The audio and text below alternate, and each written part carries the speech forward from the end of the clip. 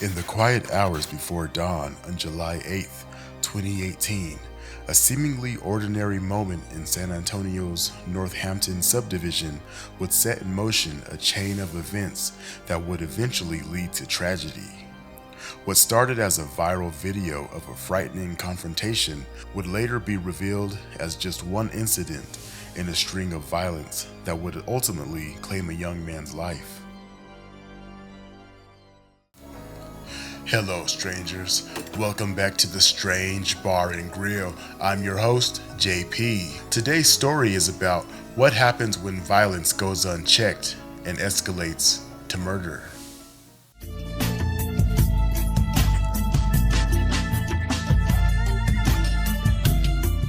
The video began innocently enough. Three people in a Mazda were driving through the 8300 block of Jaybrook Drive in Converse, Texas around 4 a.m.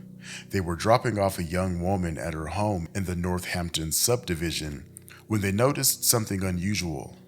Someone trying to hide behind a bush near a wall. One of the vehicle's occupants started recording on their phone, capturing what happened next. Within moments, two figures emerged from behind the bushes. "Oh, they have a gun," someone in the vehicle can be heard saying, just seconds before the night erupted in gunfire. The ensuing chaos was captured in shocking detail. That's scary, what the heck? Hi, I'm at my house. I just pulled up and I think someone's on the side of my house. He's just sitting there. Converse? There. Okay, thank you.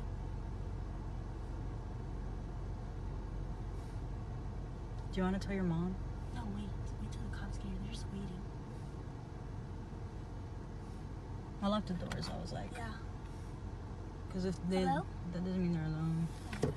Corliss, no. Two of them right there. No, Corliss, there's another one. Okay, I caught them. Lock the door. Hi, I'm in Converse at 8. There's somebody standing at the side of my house. Looks like they're trying to get in. They're trying to run.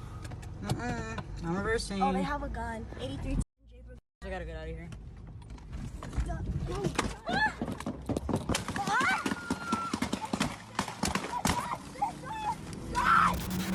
40 rounds were fired at them, with more than 7 bullets striking the vehicle directly. The barrage of gunfire also struck 6 nearby homes and 6 other cars. Miraculously, no one was injured, but the incident would leave lasting scars on the neighborhood and its residents. In the aftermath, police would recover both 9mm and .40 caliber shell casings scattered across the scene. Surveillance footage revealed 3 suspects fleeing in 2 vehicles, a black Chevy Cruze and a white sedan, both with their headlights off. The video, later posted to Facebook by one of the victims' uncles, Rico Malik, would go viral, accumulating millions of views. What viewers didn't know was that this incident was just the beginning. The mother of the young woman being dropped off that night, a resident of 20 years in that very house, found her sense of security shattered. "It's been really scary still," she would later say, requesting anonymity out of continued fear. The following 8 months became an exercise in constant vigilance, watching their backs, coordinating with neighbors to keep watch, and living with the haunting question of why their home had been targeted. The family tried to reclaim their sense of safety through physical changes to the property. They cut down the bushes where the gunmen had hidden, installed security lights, and added motion detectors. But these modifications couldn't erase the psychological impact of that night. Even after police arrested the suspects, the trauma lingered.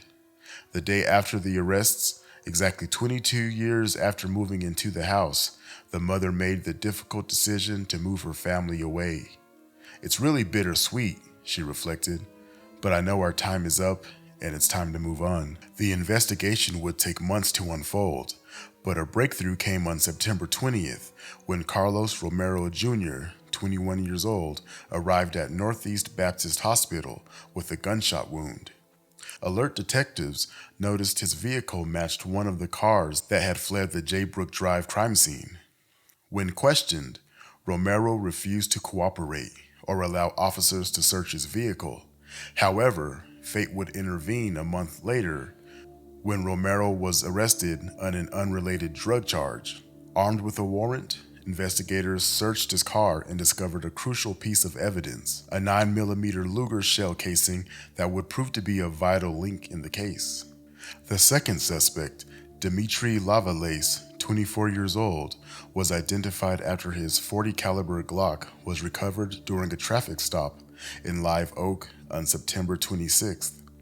His white Kia Forte bore a silent testimony to the violent world he inhabited. 3 bullet holes punctured its roof. Together with an unidentified third accomplice, police believe they had been planning a home invasion when the group driving the Mazda inadvertently interrupted their plans that July night. Through the National Integrated Ballistic Information Network, investigators made a discovery that revealed a disturbing pattern of escalating violence across Bexar County. The forensic analysis showed that 2 distinct weapons had been used in the Converse shooting, a 9mm handgun and a .40 caliber weapon. These weren't just any guns, they were the same weapons that would leave a trail of shell casings across the county in a series of increasingly violent incidents. The 9mm weapon's signature was found at 5 different crime scenes. It all began on July 8, 2018, when cartridges were recovered from 3 separate shootings. One at the location of the viral video incident on Jaybrook Drive in Converse, another at the intersection of Wildzim Road and Elm Trail Drive, and a third in the 8200 block of Glen Lark in San Antonio. The same weapon would resurface in September, first in the tragic murder of Jalil Stewart on Highland Grass, and then just 4 days later in another aggravated assault on Skelton Drive. The .40 caliber weapon told an equally chilling story. Its cartridges were found at 4 crime scenes, starting with the Converse shooting, but it was on September 10, 2018, that this weapon would be used in its deadliest capacity, first in Jalil's murder on Highland Grass, and then later in a deadly conduct case on Willow Run Street. Like its 9mm counterpart, it would make one final appearance in the Skelton Drive assault on September 14th. The ballistic evidence painted a picture of 2 weapons being used in tandem across multiple crimes, their users growing bolder with each incident. Jalil Stewart, known affectionately as J-Stew to his friends and family, was born on May 14, 1998 in San Antonio, Texas, along several siblings. Jalil grew into a young man known for his quick wit, infectious humor, and encyclopedic knowledge of sports, earning him the nickname Sports Almanac. At 20 years old, he was still growing taller, his basketball skills improving with every inch he gained. On September 10, 2018, Jalil's promising life was cut short. It began as a normal night at home in Highland Grass. His mother, Farrah Brooks Pryor, had just prepared him a plate of snacks. Jalil retreated to his room, a converted garage where he often spent time with his stepbrother and friends. Within minutes of him closing the door, what his mother initially mistook for firecrackers turned out to be a barrage of more than 30 rounds tearing through the garage door. In the chaos that followed, Jalil's stepbrother was shot in the foot, but Jalil had been hit more critically. As his friend carried him out, Jalil looked at his mother and said, "Mama, I can't walk." His stepfather, Wendell Pryor, held him, initially unable to find the wound and reassuring Jalil he was good. But when Pryor pulled his hand from behind Jalil's back, it was covered in blood. Among all the bullets fired that night, a single shot had proved fatal. Jalil was rushed to the hospital, where he later died. The family believes the attackers must have known the layout of their home, must have known where the boys slept. "These cowards took a piece of our heart," Wendell Pryor said, "and he's not coming back." The same guns that had terrorized the streets of San Antonio throughout the summer had finally claimed a life. A young man who, in his mother's words, didn't deserve this. He was at home. He was supposed to be safe. The tragic connection between the viral video and Jalil's murder would only become clear through painstaking police work, linking shell casings across multiple crime scenes. What began as a frightening but non-fatal confrontation in Converse escalated into a series of violent incidents across Bexar County, ultimately culminating in the death of a beloved son, brother, and friend who had his whole life ahead of him.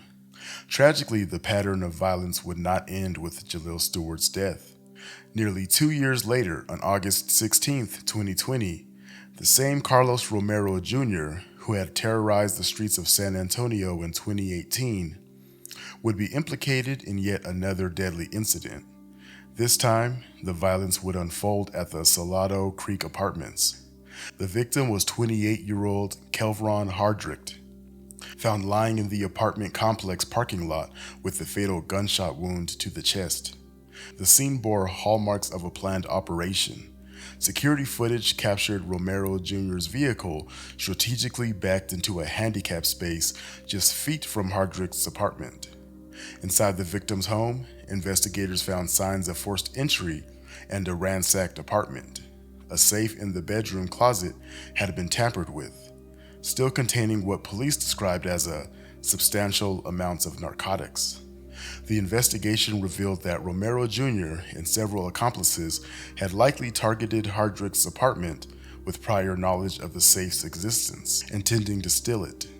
Security footage helped investigators trace the vehicle's license plate to Romero Jr., who was ultimately arrested and held on a $500,000 bond in the Bexar County Jail. But wait a minute, what happened here? Dimitri and Carlos were linked to Jalil's death. Were they allowed to go free? That's the question I had, and I couldn't find the answer. I couldn't find any information on court cases or sentencing regarding the two. I can only assume that since no one talked, and the only evidence they had were bullet casings matching their weapons, that they couldn't definitively say that they were the two that were actually responsible. But the vehicles matched too, so I'm a little confused. I've seen people convicted of crimes with lesser evidence. To cause that much mayhem and to walk free just in order to kill again just boggles my mind. It's possible only Dimitri was convicted and Carlos got off free, but that was a huge mistake. This mistake served as a grim reminder of how unchecked violence often begets more violence, from the terrifying spray of bullets in a Converse neighborhood that forced a family from their home of 20 years, to the heartbreaking murder of Jalil Stewart, and finally to the death of Kelvron Hardrick. The trail of devastation left by these acts of violence would forever alter the lives of countless San Antonio families. Each incident added to a tapestry of tragedy, leaving behind grieving loved ones and communities forever changed by senseless acts of violence. Lieutenant Jeff Shook of the Converse Police Department had perhaps said it best when discussing the initial arrests. Converse, in truly Bexar County, is a lot safer not having these individuals running around.